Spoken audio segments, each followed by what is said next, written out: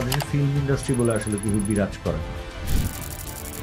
Industry তুমি সেটাকেই বলতে পারো যেটা তোমার জিডিপিতে অংশগ্রহণ করে। তুমি অ্যাজ এ ফিল্ম মেকার কোনো ব্যাংক লোন পাবে না তোমার একটা প্রজেক্টের জন্য, একটা বাড়ি ভাড়াই পাও কিনা আগে দেখো না। এখন যারা কমার্শিয়াল ফিল্ম করছেন তাদেরকে তো আর আমি অশিক্ষিত বলছি না, তারাও ফিল্ম ইন্ডাস্ট্রিকে সার্ভ করারই চেষ্টা করছেন। একটা তামিল ছবির মতো হলে বলে বাহ অমুক ছবির মতো হয়েছে, হ্যাঁ, বা একটা সত্যজিতের ছবির মতো হলে বাহ সত্যজিতের মতো তো বানালো, হ্যাঁ। এটা এই বাহ আমাদের জন্য যতদিন থাকবে ততদিন এটা কোনো ইন্ডাস্ট্রি।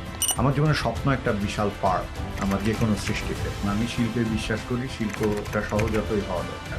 আর্টিস্টের জন্য তার own signature is very important. Jibanananda Das আপনাকে আসলে কিভাবে ইনফ্লুয়েন্স করেছে? মানে মগজের মধ্যে তৈরি হওয়া অন্য কোনো দুনিয়া, সেই দুনিয়া আমি কমিউনিকেট করা শুরু করি ওই যে আমার কিশোর বয়সে।